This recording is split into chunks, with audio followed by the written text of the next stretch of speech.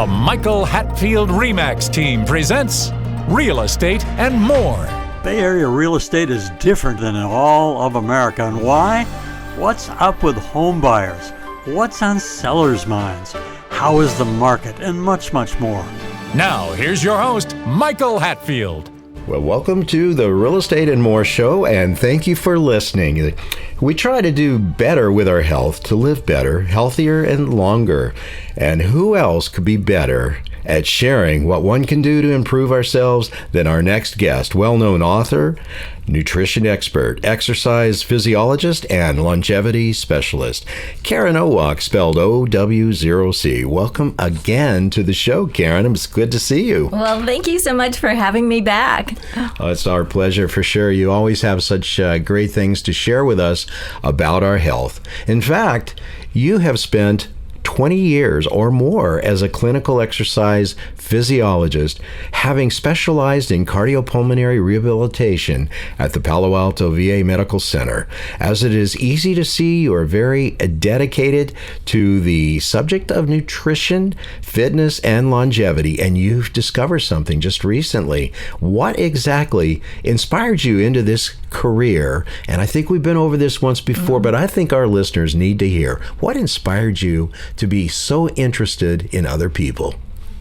Well, I started out knowing my destiny. You know, I understood that my health history, I come from a family history with early onset heart disease and stroke, and I not only wanted to prevent that for myself, but learning that it's preventable and people can change their life and change their outcomes. And so that was one of the inspirations to go on that path. Oh, I know you mentioned your family before, and it's just motivated you to really undertake this really worthwhile endeavor. And now you have a concept that you have discovered, and you're actually partnering with another medical doctor. You're going to bring this out. And what is that subject again? Well, I'm focusing a lot of my attention on balance training because that is the foundation of longevity. You know, we think about, well, my focus is on movement and getting people to move. But if you don't have good balance, you're not going to be able to move very well. And so I really wanted to concentrate on that because I see that as the foundation of our longevity. Well, I think that's another subject for another book. You already have one book out. What's that book called? That's called Athletes and Aprons, the Nutrition Playbook to Break 100. So you really are serious about bringing this longevity to all of us with your programs and what you feel and your writings and your teachings and such. Is everyone trying to break 100? Well, in my book, yeah. and once we start thinking like that, it's going to motivate us to be healthy. I think there are a lot of people out there that say, oh, I'm already 70. How many more years do I have left? But if you start thinking positively and thinking, okay, I'm going to break 100, then you start living your life differently. And the book is about first, how people and why people age. And once you really understand that, then it's going to be a lot easier to make those changes. Understand. Sounds like the playbook is starting to develop for another book from you. Are we going to be expecting this anytime soon? Well, it took me 5 years to finish that book. And after I finished it, I said, that's the last one, the first and the last. Yeah. To recap what we talked about last time, you feel that the real issue is the loss of muscle mass in seniors as we get older, as we grow older and become greater vintages, and that is really the key, not just being overweight like yours truly, but it's more about losing that muscle mass, right? Right. And one of the things I say a lot is that the midlife muscle crisis is the number one health issue in our country today. And that's because we start losing muscle mass when we're in our 30s.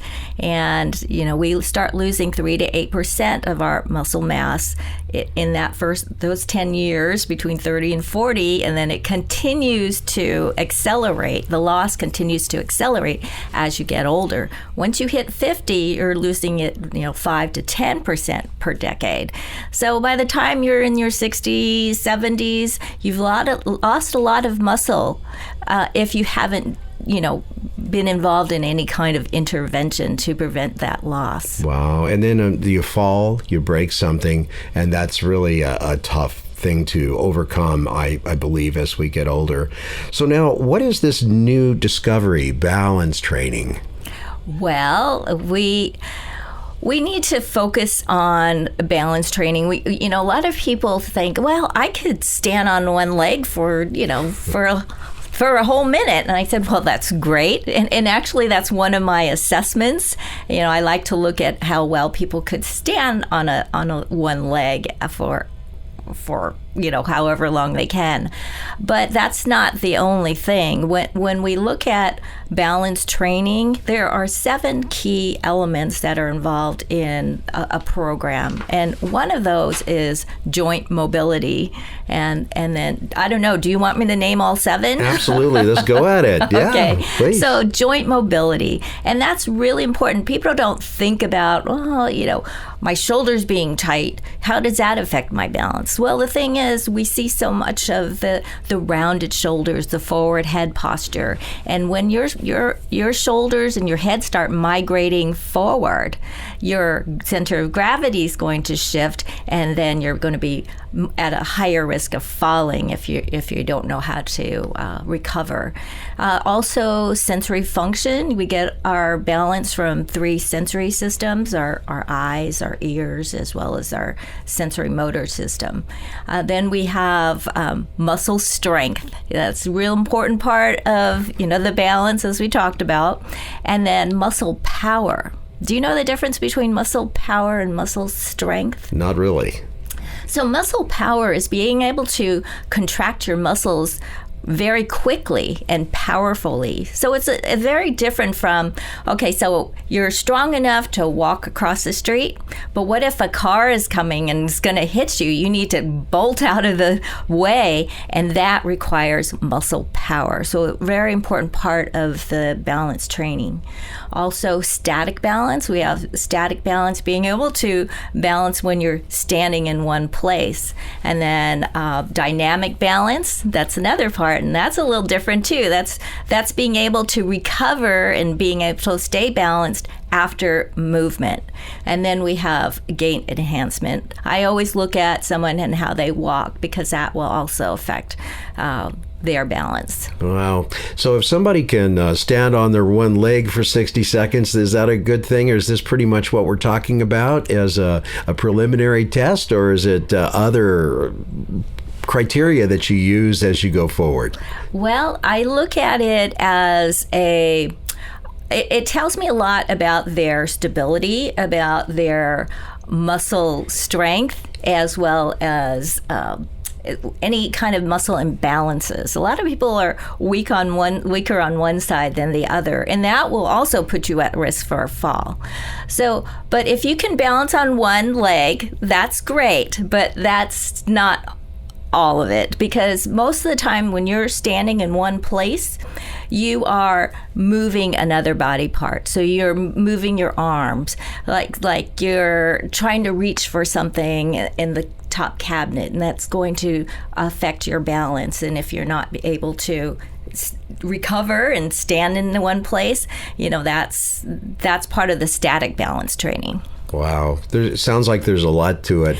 There is. We were out last night. It was our grown-up son's birthday. We were go-karting, and I was just going back 30 years to when I did motorsport racing, and I was realizing that my muscle strength Or is it power? Power. My muscle power is not exactly what it was 30, 40 years ago. And I think that's just probably because we're not practicing some of the techniques that you're heavy into now.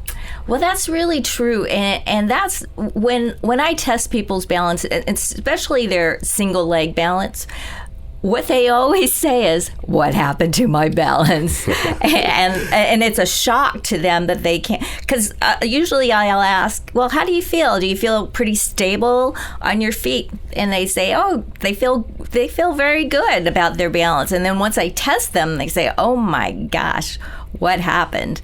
And the thing is, we just talked about the muscle strength and how you start to lose muscle as you get older. And it's a gradual thing. So you don't really notice it that your muscles are diminishing.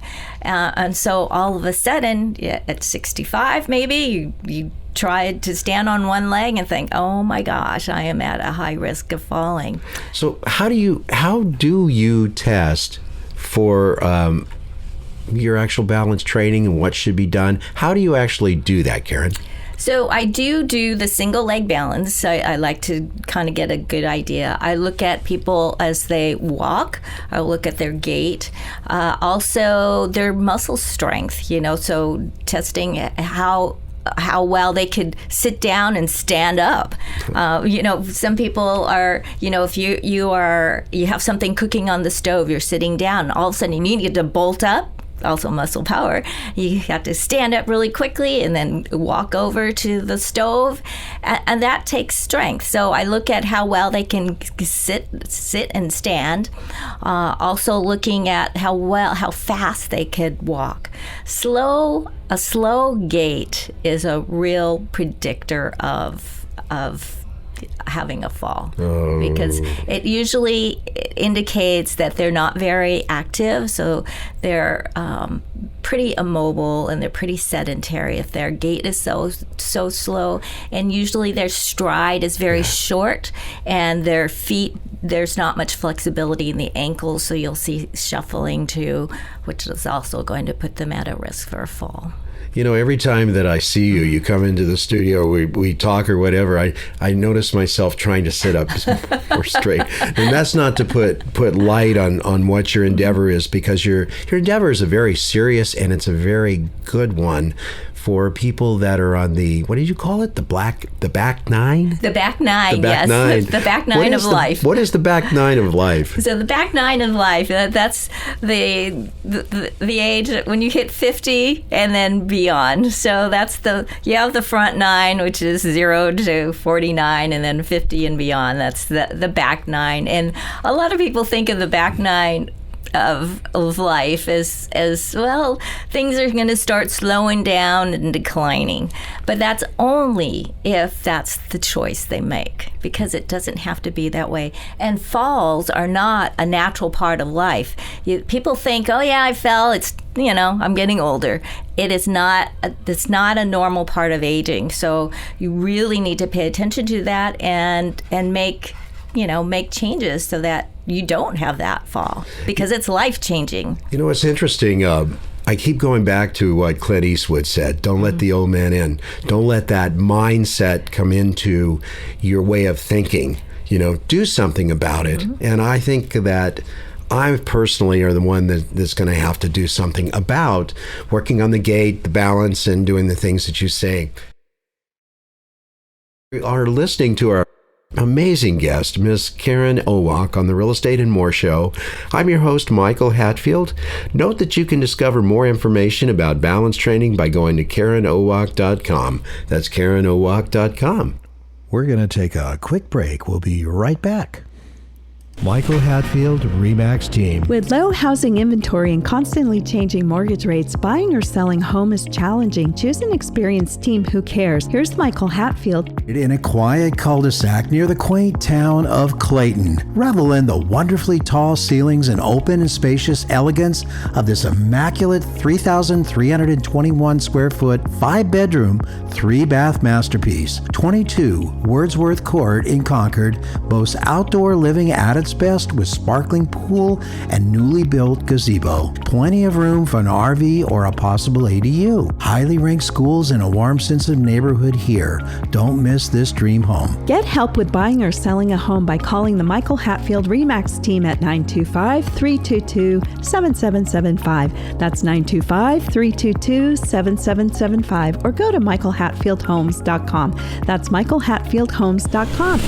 Michael Hatfield, real estate and more. Now, welcome back to our show. Are there any other key elements that come to mind for an effective balance training, Karen? What comes to mind first? Okay, so you test the person, and then you say, this is what we're going to do to apply to help you. And I know how dedicated and passionate you are about what you do. Well, so in order to have a good outcome, you need to have a really tailored exercise prescription. In order to have a good exercise prescription, you need to have a really thorough functional assessment. Because until I assess somebody, do I know what I need to zero in on? So those things are very important. The functional assessment, then the customized exercise prescription, and then the follow-up.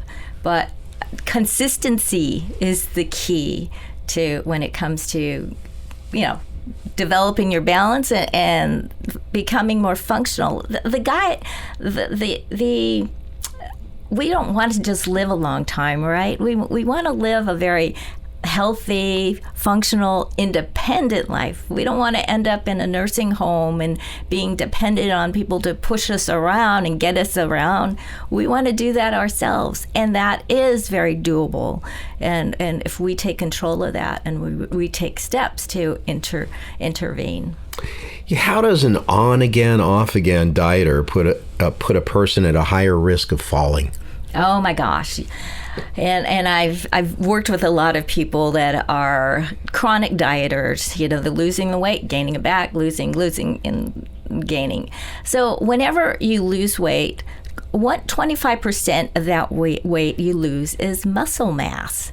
And when you lose that muscle mass and then you gain the weight back, you're gaining fat back. So your percentage of fat is greater than it was at the beginning, because now you've got less muscle. You're same weight again, but now less muscle and more fat. And you do it again every time you go on another diet. Then you keep continuing to lose that muscle mass. So that percentage of muscle mass really starts to diminish.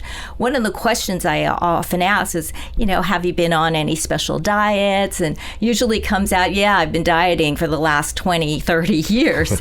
And I gain it back and lose it. And so that's an indicator to me that, yes, this person, if they haven't been training, doing anything to get themselves stronger, then they're at a risk for a fall. And usually the assessment will indicate that. We talked a little bit earlier about the warning signs that someone is a high fall risk. Can we elaborate on those a little bit? Let's just talk a little bit more about that, and then give the folks a little bit of encouragement of how that, you can get around that.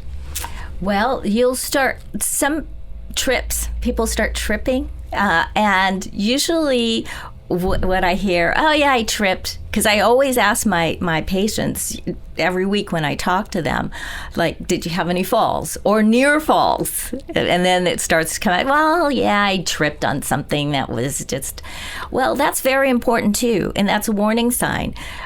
Trips, and falls, balance training is going to help you from falling down on the ground to having a near fall. So being able to recover from a fall. Wow. So also the shuffling of the feet, that means that they're not walking very well. And when you shuffle, you catch more friction on the ground and you're going to fall forward, and that's going to put you at risk. If they are very frail, they're not very active, that's definitely a warning sign. So you're saying get up and move. Just get up and move and take walks and do what you're supposed to do, and look out for those parking blocks, right? Oh my gosh, yes. And one of my friends, I just talked to him last week, and he's very active, golfer, fly fisherman, travels the world. I never know where in the world he's going to be. And he said he tore his Achilles tendon. He he tripped on one of those parking blocks. Oh my. And now he's laid up for quite a while because those take a long time to heal. And so that has changed his life completely. He likes to drive his cars, but it was his right foot, so he can't drive either. So he's totally dependent now, and that one fall has changed his life completely. Yeah, there's a lady in our office, a long-time real estate broker, really great agent. Mm-hmm. She's very active. I see her on the trail, on the path all the time, doing her walks in the morning with her friends.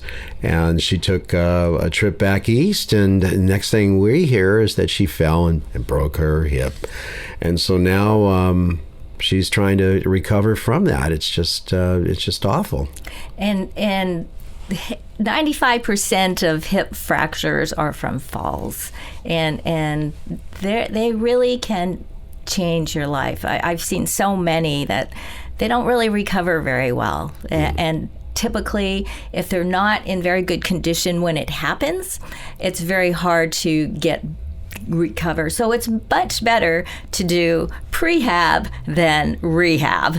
So the prehab would be all the interventions and all the training before you have that fall. And you never know when it's going to happen. And these cookie cutter programs, like I said, I'm looking at all these different facets of their physicality that the exercise prescription has to address all those. Because you could be very strong, you have good muscle strength, but your flexibility may be poor. So the exercise prescription has to accommodate all those different factions.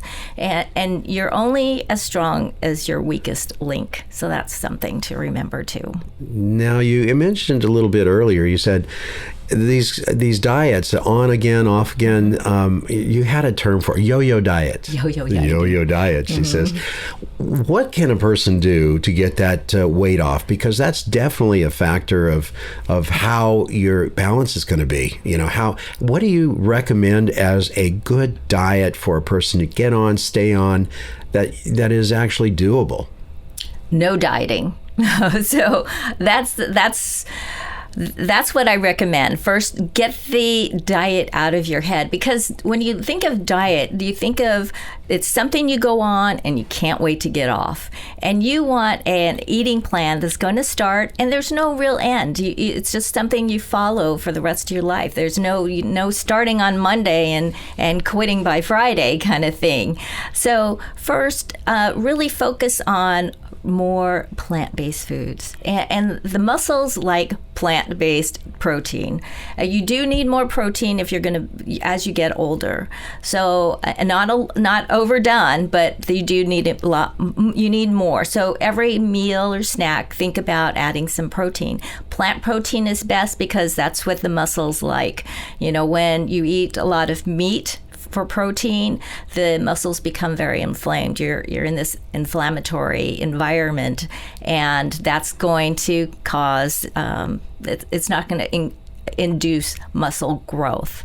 So more plant-based protein, less processed food. Eat like your grandmas ate. A lot of homegrown vegetables or organic vegetables and things that don't come to in a box. So that or a drive-through. So think about going. Just eating more natural foods. More fiber is always the best thing. So you would actually, if a person comes to you, you'll actually develop a plan of how to improve their balance, because at the very beginning you said that balance is a predictor of longevity. Mm-hmm. So you develop a plan. You develop a plan for people if they come to you and they say, Michael, do this, Michael, do that. And it's all laid out for you. And then you go about that, and hopefully the results will be, show. And the results are pretty quick. And, we all like, instant gratification. And that's something, if you're consistent with the training, you'll see results very quickly.